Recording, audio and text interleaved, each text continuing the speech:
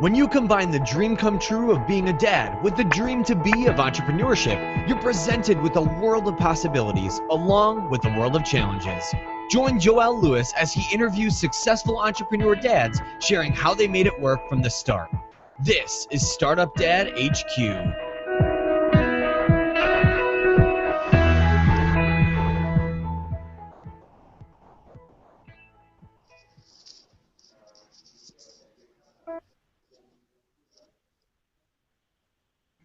Welcome to Startup Dad Headquarters, where we're exploring the intersections between fatherhood, entrepreneurship, and life. I am your host, Joel Lewis, and today, Startup Dad's Backstage, I have a guest whose story will truly inspire. My guest today is Shawn Leslie, UX designer at Digital Telepathy. Before we bring Shawn in, let me give you a little bit of backstory of what he has going on. So Shawn is 33 years old and raised in Southern California and moved to San Diego in 2004 after college, chasing his then girlfriend and now wife. It sounds like a Good Will Hunting story, right? So really impressive there. He was always drawn to drawing when he was growing up. But didn't pursue any creative arts professionally. He went to college for finance, graduated in 2005, worked in the brokerage industry for 7 years as a stockbroker. Fast forward until today, or more recently, Shawn read the 4-Hour Work Week by Tim Ferries. That was in 2007, sorry. And decided to kind of give it a go in entrepreneurship, and was convinced that he could make enough money drop shipping fancy rabbits, wine openers when wine bar craze was taking off. Maybe a little Gary Vaynerchuk inspiration there. That didn't work out, and we'll go into that a little bit more during Shawn's story. But then he applied in 2011. To work for Digital Telepathy after he spent some time learning how to code. After 2 years on the service side, he moved full-time to the product team for Filament, and he had his second daughter in 2013. I haven't done this justice at all. Let's go ahead and bring Shawn in and get the better half of the story. Hey, Shawn, sorry about that, man. I'll edit all that out. I'm going to clean that up. I was kind of, running a little bit behind time and trying to get your bio together. I'll definitely clean that up before releasing this. All right, cool. No problem at all. Hey, Shawn, how you doing today? I gave the folks a little bit about you. Why don't you go ahead and give us the real story and a little bit more behind the scenes? Yeah, sure. So, thanks for having me on today. I'd say, I grew up, like you mentioned, I grew up drawing, and I was really creative, and I really enjoyed it, but I never really saw a way for me to make a career of it. I grew up right at the age where, when I was going into college, the web really hadn't blown up like it has today. Like, everybody had, AOL, and it was dial-up, and I just never even thought about making websites as a career option. So I tried to go the logical route, and I did the finance thing, which I had some friends doing, and they were pretty successful with it. So I did that, and I did it for a number of years, about 7 years. Most of it spent with Scottrade, which was an online broker. So I was getting exposed to how mainline, or how mainstream the web was getting for even seniors trading their investment accounts. But I still, at this point, had never really thought about doing anything web focused, even though I've always really enjoyed technology and that stuff. So as you mentioned, in 2007, I was recommended to read the 4-Hour Work Week by Tim Ferries, which I did, and I was trying to think of what's that one thing that I could sell right now really easily on a simple website that would make it so that I could make $118 a day of profit. That's what I calculated I needed to live at that time. Mind you, I just recently graduated college. I didn't need a ton of money. Right. And that way I could go kind of explore the world with my wife and just kind of have that passively going on. So I landed on those, if you've seen them, like Costco used to sell them they're called the rabbit wine openers, and they're almost like, it's like a pair of pliers with one lever that goes up over the top, and it brings the cork out in like 2 seconds with like zero effort. Yeah, yeah, I have one of those.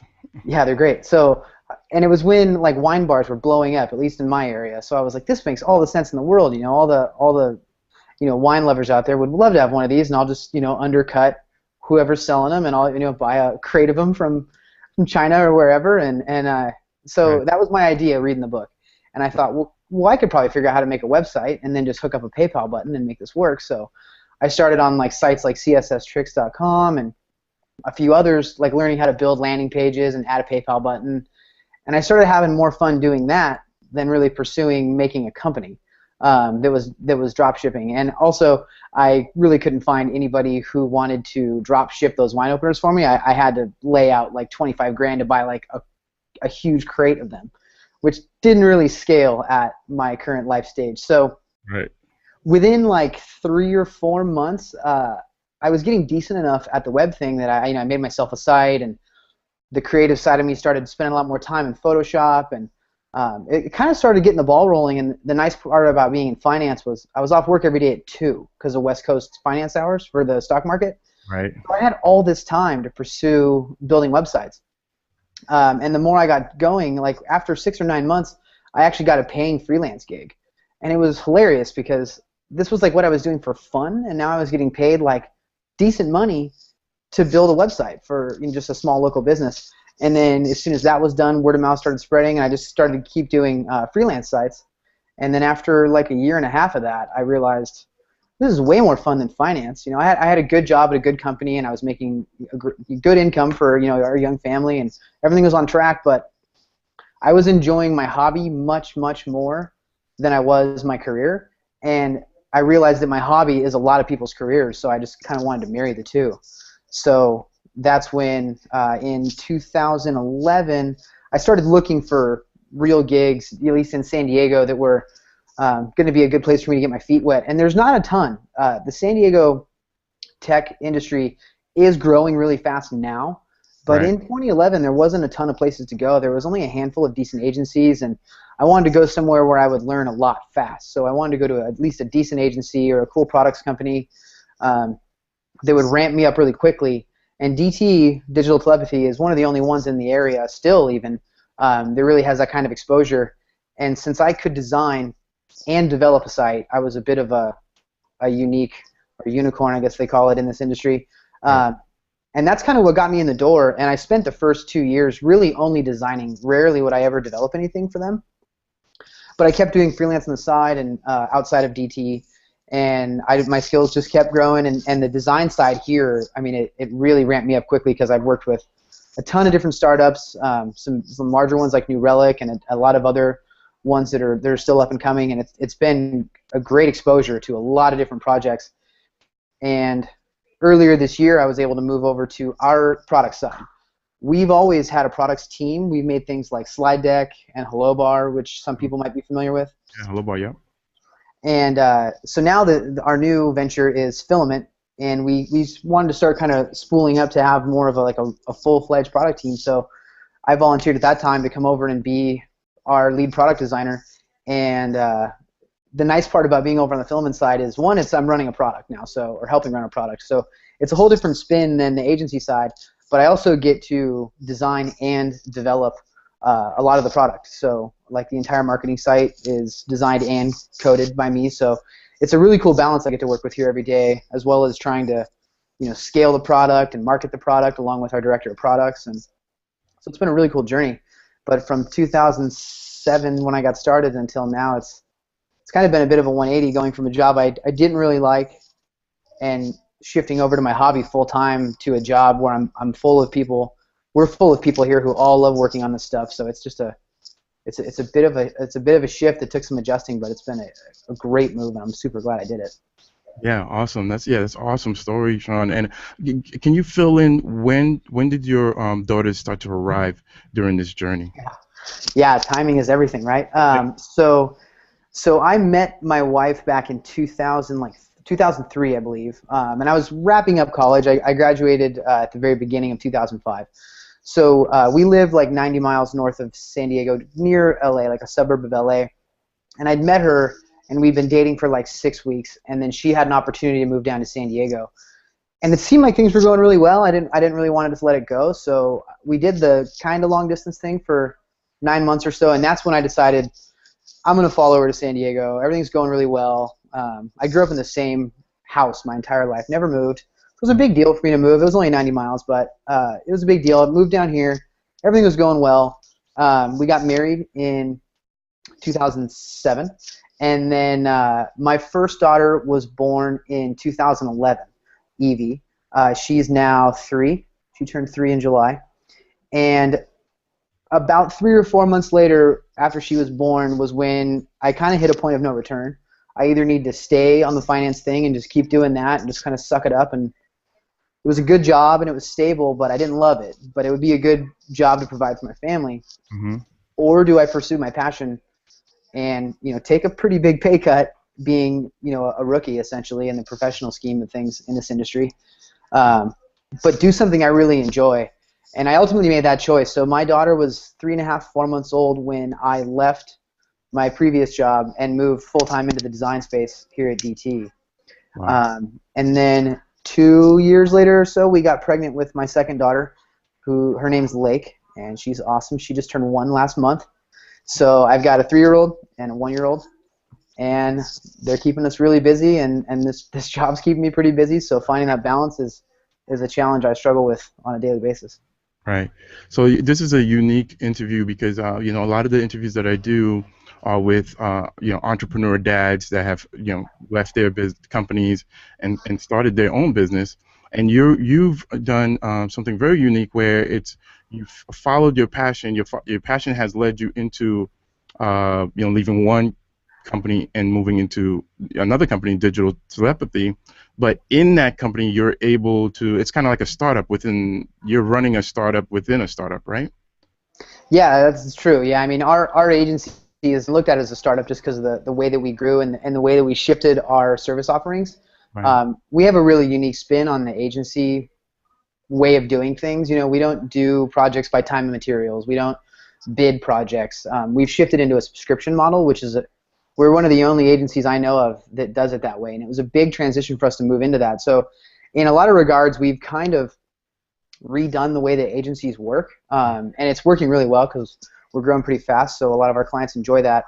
But yeah, we've always kind of had our own little products, startups going on, like I mentioned earlier, Slide Deck and then Hello Bar, and Filament now is by all definitions a startup, very much so.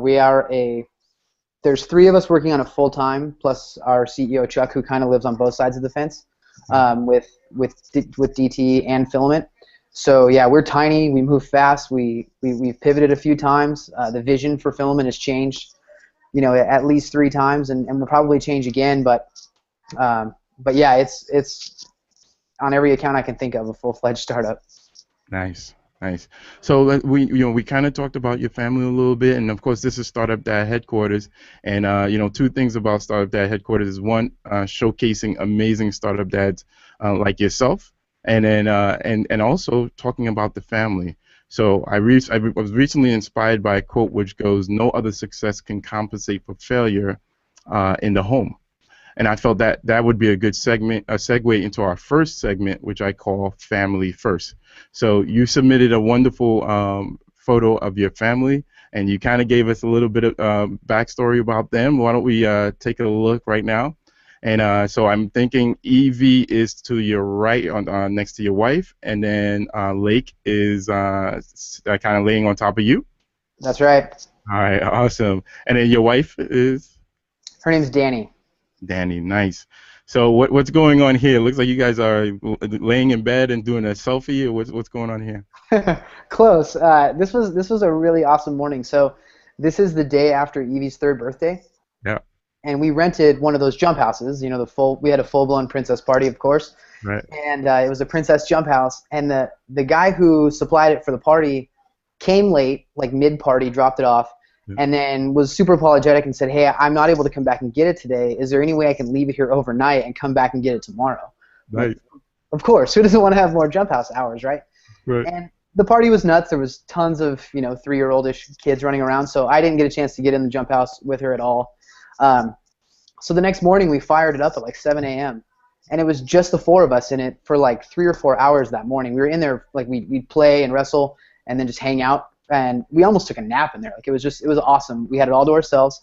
So it was just this really fun morning we had just as a family playing around. Lake had just recently started walking, so it was just a ton of fun, and this picture kind of encapsulated it really well. Like you can see we're all having a good time. We're all still wearing our PJs, and Right. yeah, it's the biggest bed in the world. We had a 20-foot by 20-foot bounce house to lounge around in. Right. And the kids were like, let's keep it. Yeah, we contemplated sleeping in it, but I figured my electric bill wouldn't like it. Also, my neighbors wouldn't love hearing that thing going all night. But Right. it was a lot of fun. Right. Now, Shawn, can you tell us, I mean, just from sharing that story and, taking 4 hours to bounce in the house with your kids, and that's what Startup Dad is all about, right? It's kind of showcasing those dads that want to be involved, that want to be engaged, that want to be present, and kind of enjoying those, those little moments with their children as they're growing up, right? So what does fatherhood mean to you, and how important do you see fatherhood? Oh my gosh, it's the absolute max of importance to me. Like, there are a lot of things. Like your quote really sums it up well. Like, sure, I want to flourish and I want to prosper in this space and I want to have the freedom to travel and have nice things, but I don't really need any of that to be a good dad. There's always more money to make, more things to develop, and a better way to run your product or your team or whatever. But I'm a dad first, and I can be a good dad all the time, and I'm leading by example. Like I grew up listening to a radio show out here called Loveline, and I think it was nationally syndicated. I'm sure a lot of people know it. Adam Carolla and Dr. Drew were a host, and they always talked about how like daughters are learning incredibly early on. I mean, at age 2, at age 1, even probably less than that, like how relationships work by watching their parents. So I always keep that in the back of my mind. Like the way that I am with my wife is the way that my daughters are going to expect their men in their lives later to treat them. So it's really important to me that like they find a good man in life, or a good whoever, whoever it may be, to be their life partner. And that was one of the first things that occurred to me when I realized I have 2 daughters. We're done. Our family's complete. We're not going to be having any more kids. Right. You didn't go for a third with like me, huh? Yeah, we contemplated it heavy, but I love the idea of us fitting in a small car and being able to travel and only having to pay for 2 weddings, stuff like that. So that's something right now at the ages they're at that's really important to me. And I am busier now than I've ever been. Between obviously fatherhood and a husband and a demanding job, and still taking on freelance when I have time, because that's what saves up my house down payment and things like that. But the one thing that I do now, even though I am really busy, is the one place I don't really give any time up is with my kids. Like I have a decent commute to work. I take the train in every day. It's about an hour each way. I get a lot done while I'm on the train, but when I get home, it's past dinner time basically, and kids, they don't stay up too late, so I make sure that time is focused with the kids. I never use that time to get anything work related done. I always make sure that time is kind of sacred for us. And my weekends too, I try really hard not to take anything away from the kids for work deadlines and things like that. So I try to definitely put that head and shoulders above the rest of the stuff, even though there are times where I'll have deadlines at work as well as outside of work with different side projects I'm working on as well. The cool part about being in this industry is you work with a ton of smart people, but a ton of smart people have a lot of really good ideas. So I know a lot of people who want to work on things, and I would love to be a part of all of them, but you can't. So you have to pick and choose where to spend your time, and it's definitely really challenging. And I don't like to disappoint anybody, but far and away the ones who matter the most are my wife and children. So trying to keep everything in balance is something that takes a lot of work and a lot of patience, and it can get really stressful. Yeah. Can you share with us any of your tips? Guys, so you talked about basically shutting off the laptop, or when you get home, really just focusing on the family, which I think is a wonderful tip. Anything else that you do to kind of balance between that family and business? Yeah, I mean, like, if you have young kids, you probably know that most days are kind of like Groundhog Day. I mean that in a positive way. Like, kids thrive on routine. Hmm. They need to go to bed the same time every day. They need things to be normalized for them to kind of be able to function and grow as best as they can. So, like every night, there's certain things in our evening that I always do, and we never waver unless I'm physically not there, which is very often. I mean not very often. I'm home a lot, and I don't travel, thankfully, for this business anymore. So like every night, I always do the brushing of the teeth and all that stuff before bed. So with Evie, like every night, that's the thing that we always do, so that she can just kind of have something to look forward to every day that she always shares with me. Mm. We eat dinner together as often as we possibly can. My wife, luckily, is an amazing cook, and she usually has to cook a separate meal for us and a separate meal for the kids, because the kids don't always want to eat the same stuff we do. And my daughter Evie has a peanut allergy, so we have to work around that as well. Yeah. And I think a huge part of it is, like, my wife I couldn't imagine a better mother, and we're just barely able to have her stay home full time with the kids, so that's been a huge thing as well. So we work really tightly together to give the best environment possible for the kids. We're fortunate enough that we don't have to send them off to daycare, so we can kind of shape how every one of their days looks, and that's been really important as well. If I'm ever having to stay at work late one night, and I'm going to get home after bedtime, I try my best to like FaceTime with them just to get a little bit of time with them. I've noticed that, like, in the times that I have traveled or had to do something, where I was gone for maybe 2 days, one night, when I get back, I notice a difference with the girls where they're not quite as drawn to me. They're not as excited when I walk in the door. It takes a little longer to get a hug out of them, Yeah. that sort of thing. And that I take that pretty hard. Like, these girls are so important to me, and being close with them is super important to me. And I see how, missing one night, missing that one, that one toothbrushing session with Evie, or whatever it is, can have an impact. So it would be really easy for me to let opportunities right now take over, and I could easily write it off as it's an investment in the future. And a lot of people do that, and it's all a choice that you make.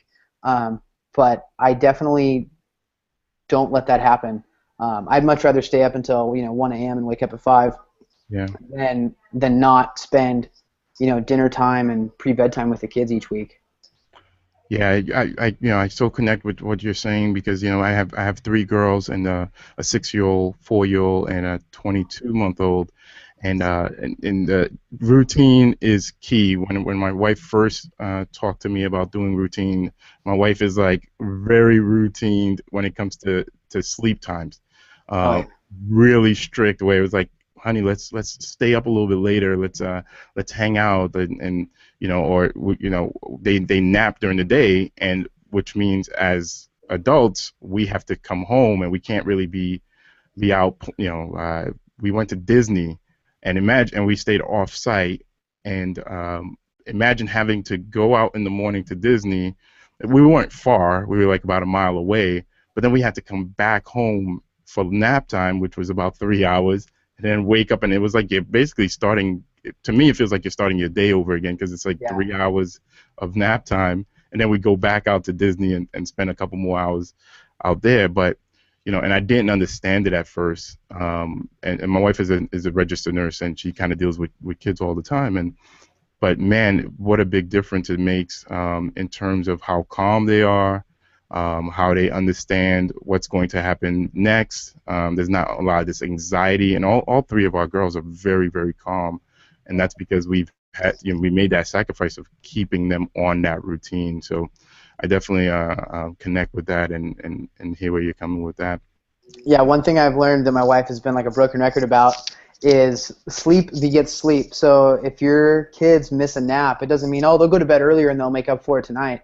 Our kids will want to stay up later because it's almost like they're drunk with like their lack of sleep, and they almost get hyper. They want to stay up. They end up staying up later. It's harder for them to go to bed, and then they wake up even earlier than they normally would have. So like as soon as we rip a nap out of the day because of things that were going on, or Evie's getting to the age now where she, draws a line at naps sometimes and just says, "Not happening, guys."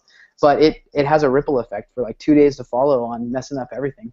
Yeah. So I can definitely attest to its importance. Awesome. So Shawn, we've got the backstory. We talked about your family. Thank you for sharing this photo, telling us a little bit more about your story, and helping us to connect with you. So we're wrapping up that segment, and then now we're heading into a new segment.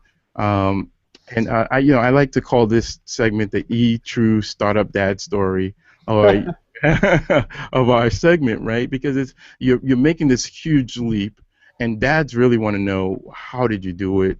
How did you make those decisions? So one of my favorite quotes is, "The journey of 1,000 miles begins with a single step." And I think your story really kind of defines, that single step from going to from a broker to a UX designer.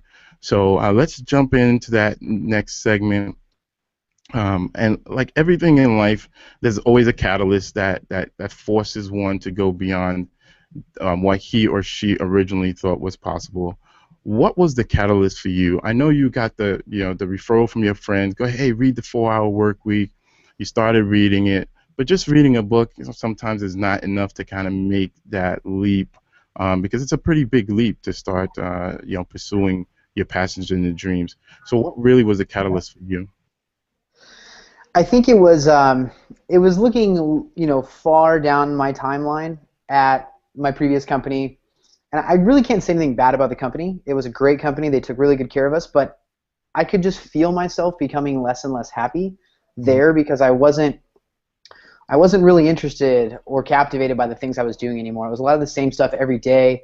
The brokerage industry is it's so like politically and news driven that it was getting tiresome for me. Not to mention, like, it was a self-directed brokerage business, so I was watching people sometimes let the gambling bug get the best of them and lose money and things like that, and I didn't really want to be a part of it anymore. And I knew that, like, I was so excited about what I was working on when I was working on the web space. And it's like, if you love playing tennis and then you realize that you can just start playing tennis for money, like, there's not a lot of industries where you can actually go from knowing nothing, ramping up quickly if you have, I guess, the talent and the capacity, and becoming an expert by teaching yourself completely how to do it all on the internet. Like, there still to this day isn't a great degree out there for like UX design or running a web product, or even like building web products. Like, if you go get a computer science degree, it's very focused on just making software. I think that these programs are evolving, and it's why companies like Treehouse and Code School are doing so well, because you can learn at a very reasonable price, and they can ramp you up pretty quickly with technologies that are being used right now, not technologies that were used 3 years ago when the textbook got written.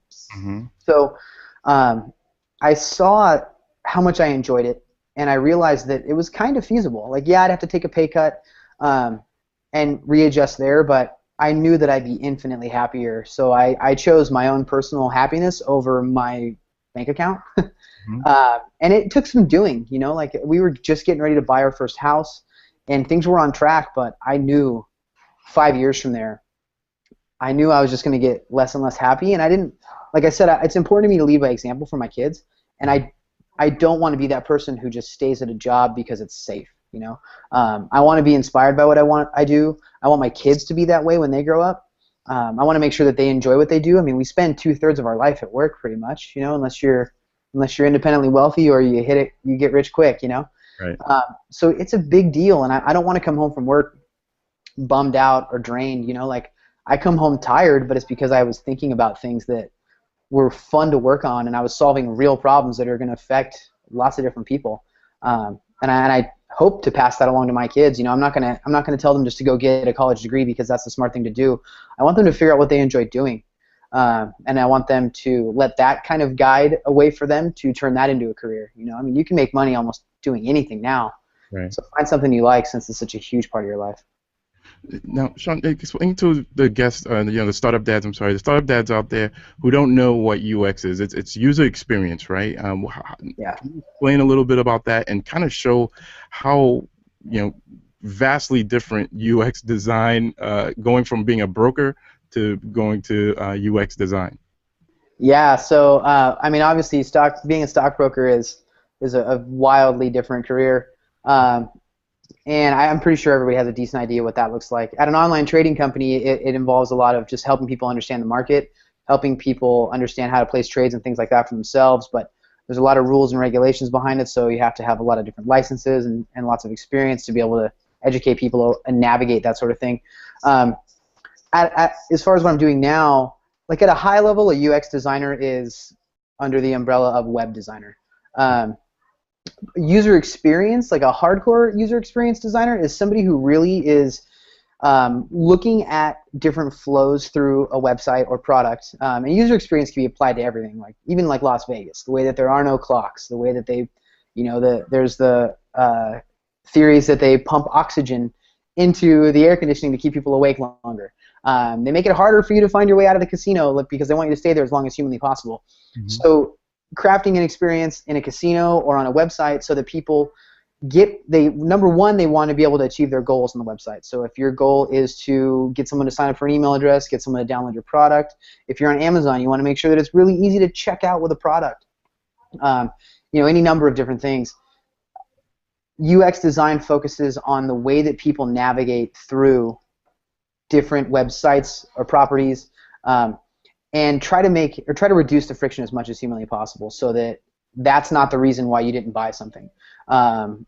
And what we do here at DT as UX designers is we're a little bit more holistic.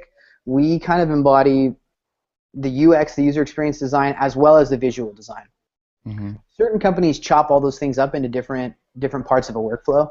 The UX team will come in, they'll do a lot of research, they'll talk to prospective users and things like that to try to find out what somebody's actually encountering when they come to a site. They'll identify where problems are, and the UX team will actually smooth those things out. They'll create wireframes and really low fidelity, high-level views of the ways that somebody would go through a website. Visual design is the one that goes back and makes it look the way that it looks when it hits the web. Mm-hmm. And then obviously web developers are the ones who build out the HTML, the CSS, and whatever it is on the back end to power the site and have it talk to your database and whatnot. So we're a little bit of all three of that. We don't have a whole lot of people here who actually design and dev, but that's a little bit what made me different, and I hope more appealing and able for me to jump into this industry where I was and not having a degree in the space or anything like that. So I can tell you kind of like what an average day is for me now on the filament team and what that looks like, if that would help. So before we go into that, can you explain to us how did you? So you talked about you were a broker, and then you started teaching yourself how to code, and then once you got basically a project basically mm-hmm. to help someone design their website. So how did you go from being a broker, not knowing anything about coding, to 6 months later making some money off of this? Yeah, so I had a friend who just worked in the construction space, and he knew a local home inspector who needed a website, and he knew that I was just tinkering with HTML, CSS. A lot of times people don't know anybody who's building websites. Websites are these mysterious things that are just on the internet, and they don't know anybody who builds them, And again, this is back in probably late 2006, so it was even less so that people knew these folks. Right. So after I built a couple things, and I was playing around, and he and I were tinkering around, he was like, hey, I know somebody who needs a website. And he had one that was built with Microsoft Front Page or something that was effectively garbage. So I put together some designs and showed him to them. He reached out to me and just wanted to see what it might look like. And I showed him just some design comps I made in Photoshop in 2 hours, and he really liked them, and they were a lot better than what he had going on. And it started there. I came up with a really what I thought was an outrageous price, and I laugh at now. He got a sweet deal. But I just started. I had already been playing with HTML and CSS, it's relatively simple to learn. I mean, it's gotten more complex now with responsive design and making things work on iPads and phones and all different display sizes. But back then it was relatively simple to learn those things. It gets a little crazier when it's talking to a database and you want to be storing values and sending things off. So that was where I had a lot more of a learning curve. But in 6 months, if somebody's got the capacity and the time to spend, you can learn a lot when it comes to just HTML and CSS with tools that are out there online for free. I'd say the biggest thing for me was Chris Coyer at CSS Tricks.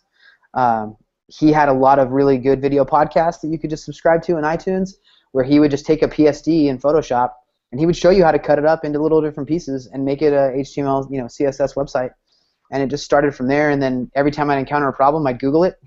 You get an error message back in the console, and you just Google that, and you find the answer to that. Like, there's almost nothing on the web that hasn't been done before, or a problem that anybody new hasn't already experienced elsewhere. So somebody's always blogging about how to fix this or that. So it was easy for me to find that stuff. It was just a matter of spending time.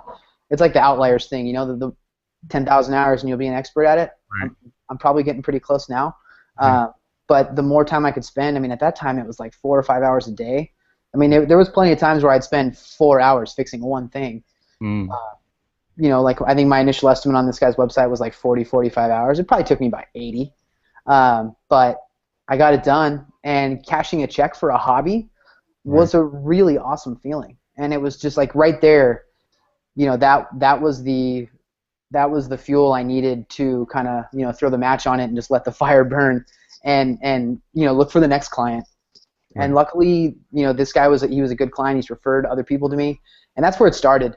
I've never had to advertise. I've always had freelance work, just from once somebody's happy with what you do, they're going to tell somebody. So as long as I keep doing good work, it just kept finding its way to me, and it got to a point where I felt like I was good enough to go to a professional place like DT and, stick my neck out and say, this is what I have to offer, and it worked. Nice. Now, how long has DT been around? I think since 01 or 2, so yeah, over 10 years now. Okay, 10 years. Okay. So in terms of telling your wife at the time, hey, I'm going to leave, this professional job with this brokerage firm, and I'm going to go to this. At that time, it was probably about 4 years old, and I'm going to go to this startup company. Was it a challenge to make that sell, or did she kind of, we talked about it. It wasn't like just a snap decision that I made, like, that's it, I'm done with finance. I'd been wrestling with it, and I try to communicate with her as often as I can, so she knew that I wasn't that happy at the old company, but we knew that we were safe, and safety's important. So I brought it up on several occasions, and we talked about it, and she's always really supportive, luckily, and we were young enough that we didn't really need a ton of savings to get by. Like, it wasn't like I'm usually, if I put my mind to something, I can figure it out. I'm not one to just completely fail at something, and so I had confidence that I could do it. It was more just making the numbers work. So once we were able to kind of figure out that with what they initially offered, we could make it work. It was a big leap. It was kind of one of those, just take a deep breath and let's just do this, and we'll figure the rest of it out, and we have. So it wasn't a tough sell. Like, I kind of was like, I could go either way. Like, I could play devil's advocate, and I could talk all the different ways that I should stay at my old gig. My family thought I was crazy. Yeah.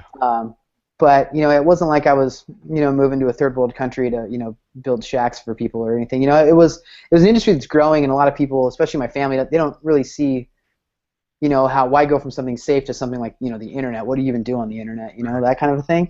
But my wife, she got it. She knew how happy it was making me, so she realized that that's more important, and we'd figure it out, and we did. Awesome. So now, Shawn, we're over the halfway point, and I want to be respectful of your time. I know we started late. We're Dad's Real Talk, and this is one of the probably one of the most important segments of the show. And I asked you a series of tough questions, just to really iron out some of the fears and the doubts that dads have when they're going to make, in your case, a leap like you did. You're basically changing professions. And you're going into a profession that you don't have a degree in. So I want to ask you a couple of questions about that, and hopefully, we could connect with some of the startup dads that are out there, the dads that want to make that leap, connect your story to their story. Are you ready to answer some of those? Yeah, bring them on. All right. So failure, doubt, and fear. You kind of talked about that a little bit. And as a father, a husband, and a provider. Going into it's kind of established now. You have about 10 years the company's been around, but it is still considered a startup. Have there been a time, or even in your when you're started learning how to design, that you were, where either failure, doubt, or fear potentially said, hey, this is not going to work out, or like your family was saying, you're crazy. Let me just go back to what I know and what I have a degree in. There wasn't a time where it was a reality. There was a time where I kind of thought about what my career trajectory looked like after I made the move to just being a UX, like visual designer. Mm-hmm. And like this industry as a whole right now it's very trend based. It's very fleeting. What's cool this month is not cool next month. Technology that is efficient right now is not efficient in 6 months or a year. Mm-hmm. So I hate to say it, but it is kind of a young man's game, and I'm still a young man, thankfully. But I was thinking, like, what does this look like when I'm 50? Like, am I going to be able to be like a trendy designer when I'm 50? I mean, I guess everybody else is in the same boat as me. Where a lot of this industry is late 20s, early 30s.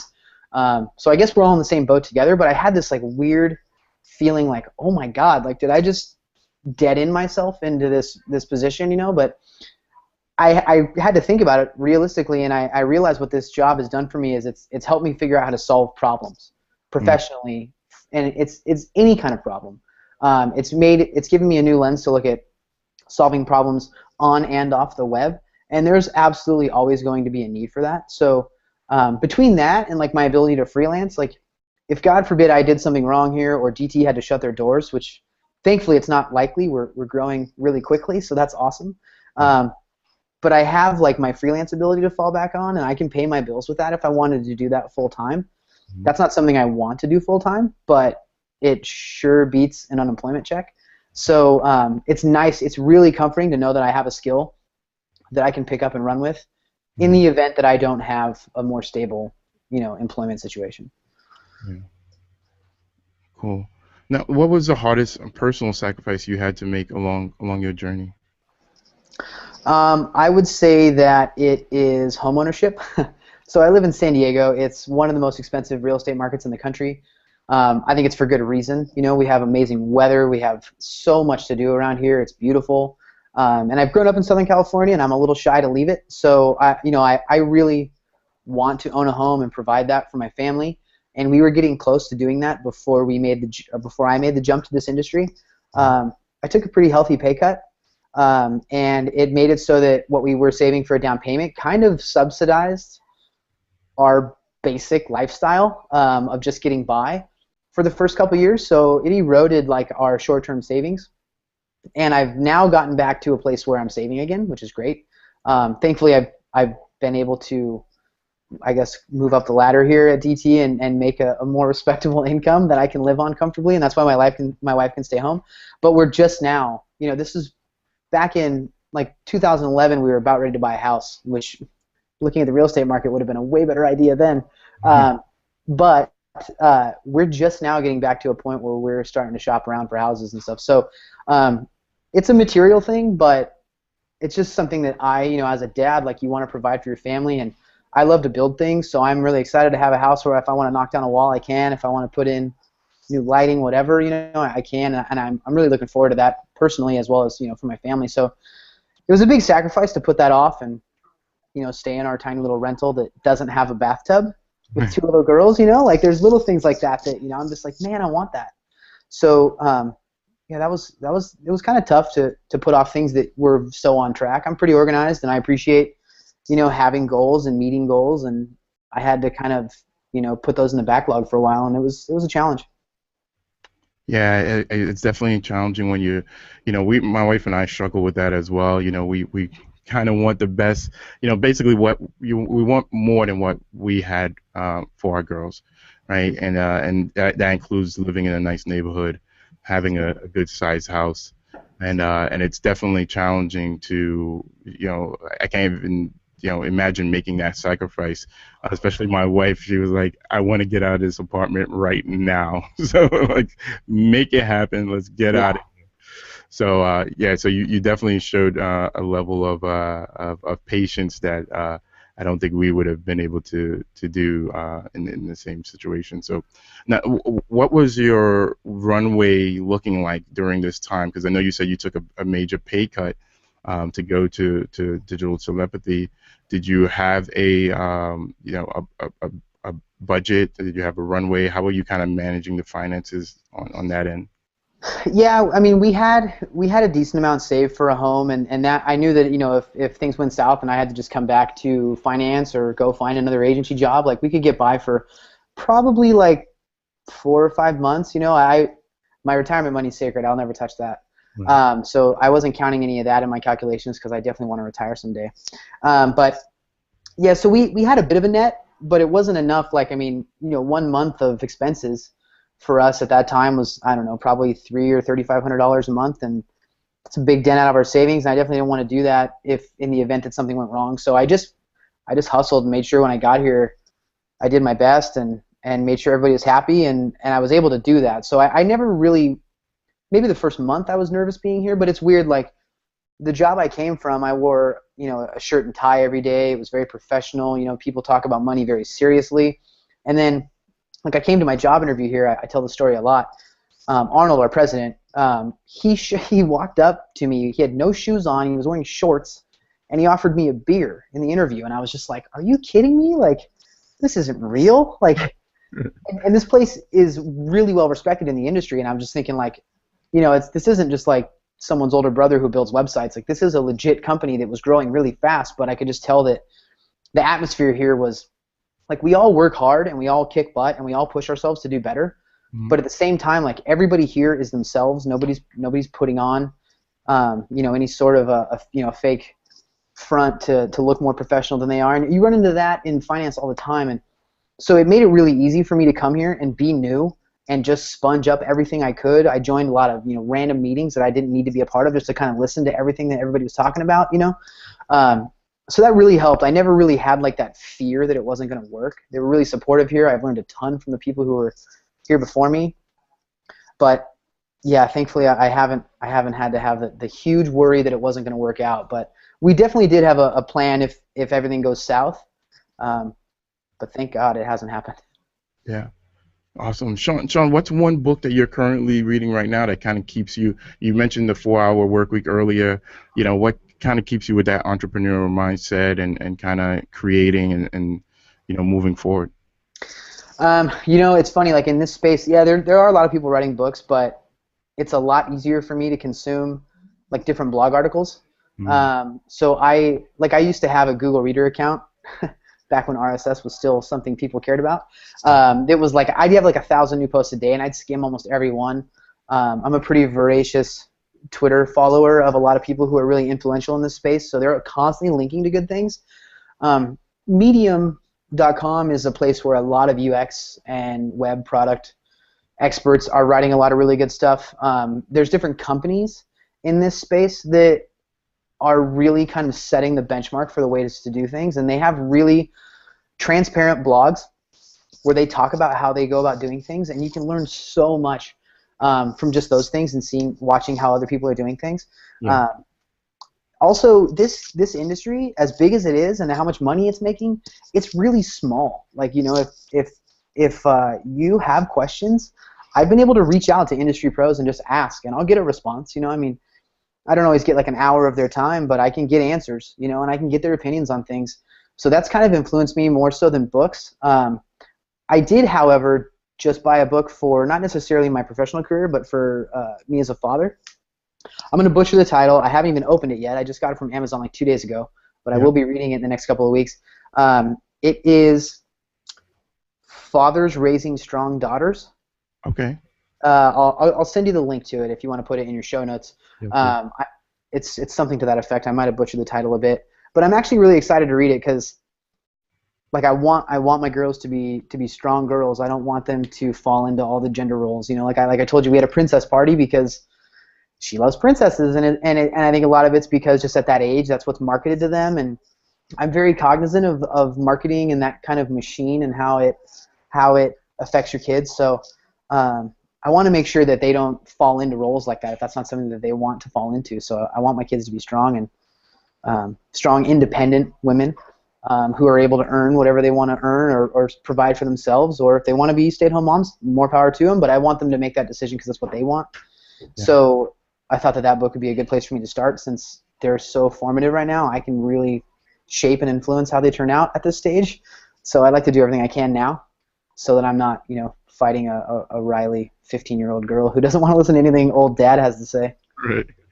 Yeah, definitely send me the link for that, because I just probably a couple months ago finished reading Sheryl Sandberg's Lean In, right, which is kind of, in terms of talking about women in corporations and kind of, being a little bit more, she has this an analogy of basically of sitting at the table, right, being at the table, being present, and knowing that you are worth being there, and that if you want if you want something, that you have to be present and sit at the table and go after it. So it's definitely, I guess you would say, pro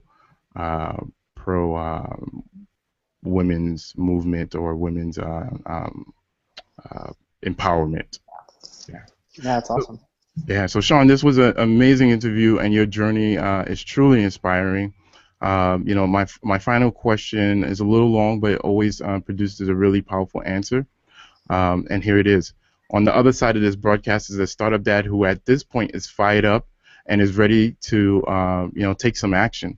But as soon as he puts down his mobile device, life is going to happen. By next week, he'll find himself right back to the day-to-day minutia of things. What would you say to that dad to inspire him beyond this broadcast in terms of pursuing his dreams and his passions?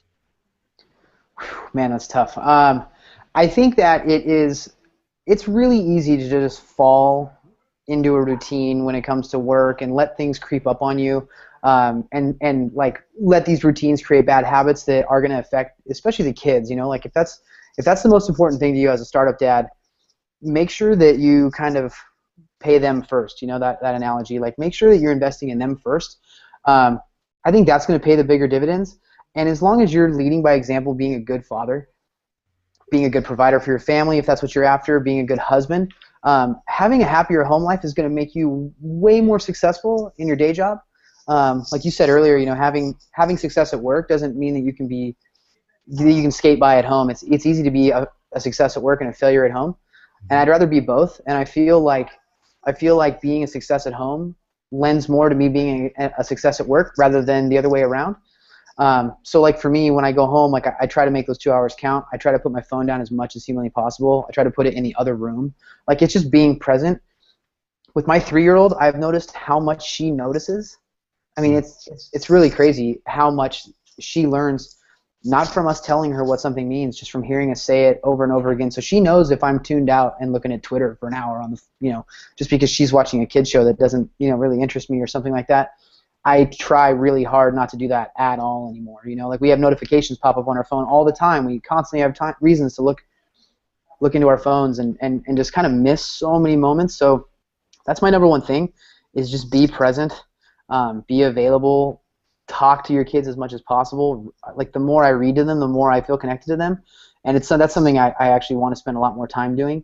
I think the work stuff, that's all on you. Like you need to figure that out, and you have less distractions at work. You don't have the family needs when you're at work. You're at work to get stuff done, so it's easier to do it there. But at home, if you can somehow separate work from the way that your evenings look every night at home and stuff like that, I think that you'll be more successful at both things by giving them each their due, but definitely ranking home first. Nice. So, Shawn, thank you for your time and for sharing your journey and for a truly inspiring episode. Please take a moment and share any final words. Let the folks know where they could find you. Plug in anything about Filament. We'll definitely have the Filament on the show notes. And I use Filament on my website, which is a awesome application. So, say any final words, and then we'll say goodbye. Yeah. So the website is filament.io, and we actually have some brand new features coming out soon that are kind of going to change the way people use Filament. We're going to enable people to be able to get insights from their website just by having the Filament code snippet on your site. ways to help you increase engagement on your site, not just through using little apps that we've created for your site, like the different social bars and things that we've created, but ways for you to grow your blog or your content a lot faster. And it's something that doesn't exist right now anywhere. So it's going to be really powerful, and it's going to be coming out soon. So definitely stay tuned for that.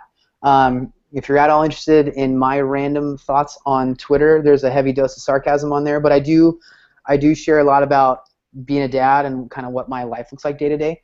You can follow me at Shawn T. Leslie on Twitter. It's ShawnTLeslie. Awesome. Thank you, Shawn. Have a good day. Yeah, thanks, Joel. Take care.